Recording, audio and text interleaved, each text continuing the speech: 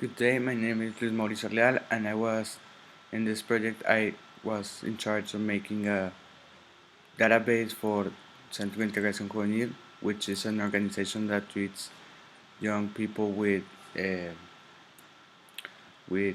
drug addictions, and they usually make a race uh, year year by year. They make races to promote helping these kids. So that's why I got to do these four buttons: introduce, see, search, and erase list, and exit.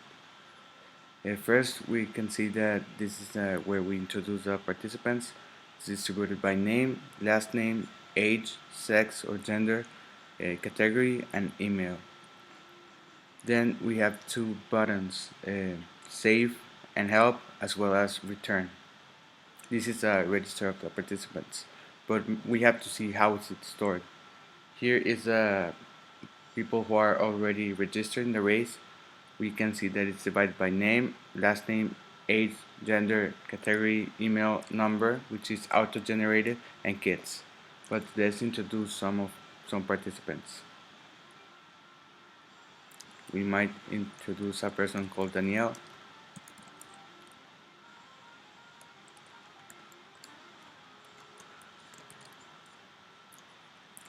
I believe this is a way to introduce people, and we even got a menu that helps the people to introduce themselves in the difficult areas like the gender and category, because ABC might be weird. So in this window that opens and helps, it states that the different years, age, that where you are stored into different categories.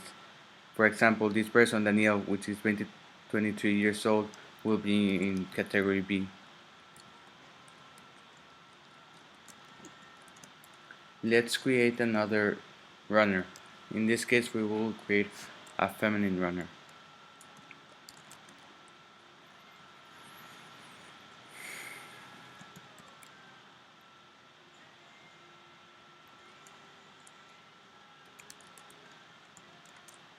We can check the category again and see that she fits into category D.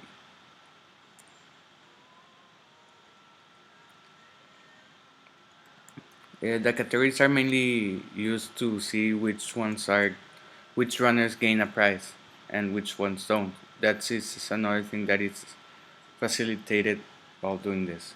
Well, we can see that the values are already stored.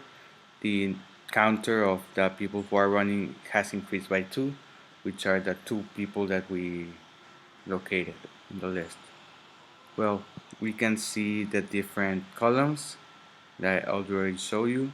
We can see that the number is growing, and a very important part of this table is the kids part, because we usually need to store the kits and give out the kits before the race. So these two buttons help to see the kits. For example, if we introduce the number of the runner, we can see that the kit is delivered. As well, this with Danielle, we introduce the number of the participant and the kit is delivered. We can do this with anyone on the table. As well, if any mistake is done, we have a delete. For example, we can introduce the participant number 15, not 23, and his kit is deleted and back again to the default version. We can do that with anyone on the list.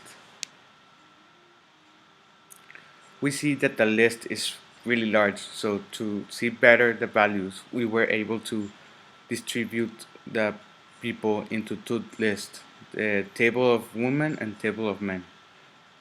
We can see that this is the table of women, where there are 7 people which are in the list. 16, like, let's count. 1, 2, 3, 4, 5, 6, 7. There are 7 from the list, and we can see that the values were from this original table. Like, this race is including many people, we can see that we distribute it into different categories to be able to see which one were the kids delivered or not.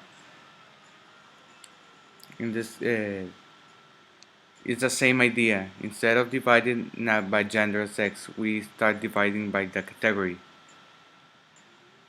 which basically is the age. Category A, we don't have any people because there are no women inscribed with the category A. But if we take, for example, category C, for example,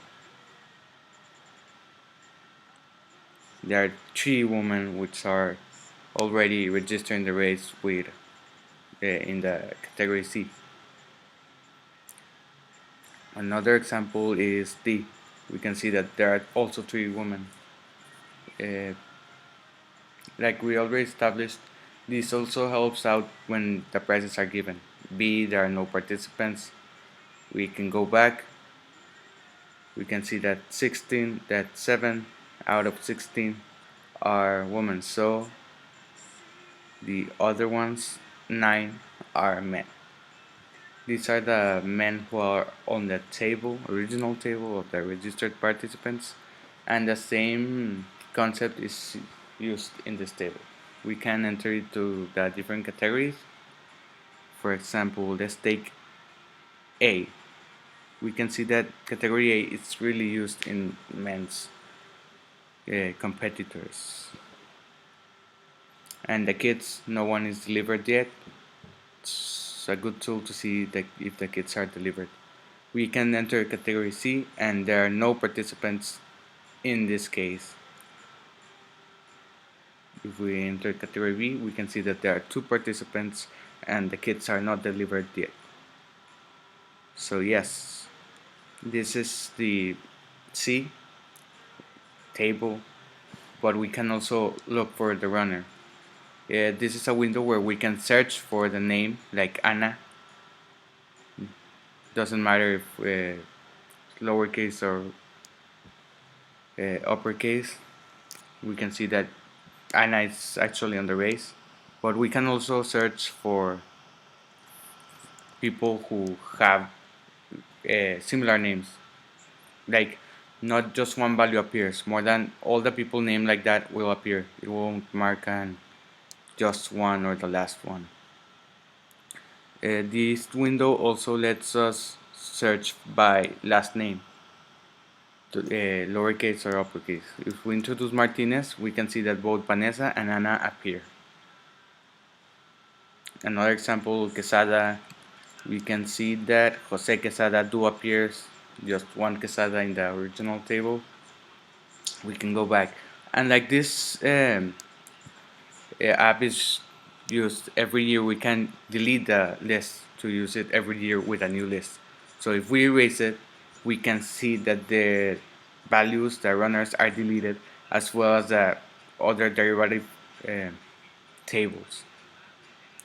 As you can see, this data list will help us to create a better organized idea of the participants of a race. Thank you.